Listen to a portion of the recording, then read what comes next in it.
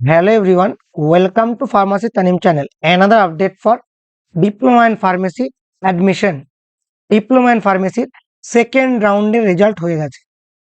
Allotment round second এখানে লেখা আছে এটা, বা নিচে যদি দেখি সেকেন্ড 2 দেওয়া আছে। এখানে প্রশ্ন হলো সেকেন্ড রাউন্ডে অনেকেই গভর্নমেন্ট কলেজ পেয়েছে, 1100 র্যাঙ্কেও গভর্নমেন্ট কলেজ পেয়েছে, যতটা লাস্ট পর্যন্ত দেখেছি। এক্সাক্ট ফিগার আমি এখনো জানি না এদের কি করতে হবে না হবে, এবং এদের অ্যাডমিশনই বা কবে হবে।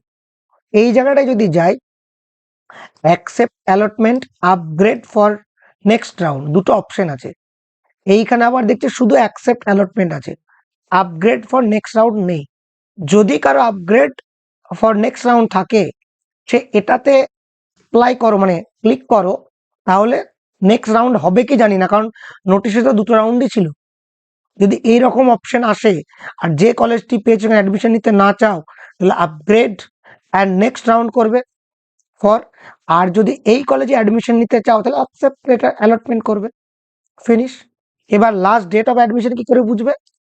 এই জায়গাটায় যেমন দেখো, এটা অ্যালটমেন্ট লেটার, এখানে যেমন ডেট দেওয়া আছে, এই জায়গাটায় যখন তুমি অ্যাকসেপ্ট অ্যালটমেন্ট করবে বা আপগ্রেড অ্যালটমেন্ট করবে, তারপরেই তুমি এরকম অ্যালটমেন্টের রেজাল্টের মতন কিছু পাবে। সেইটা দেখলেই বুঝতে পারবে।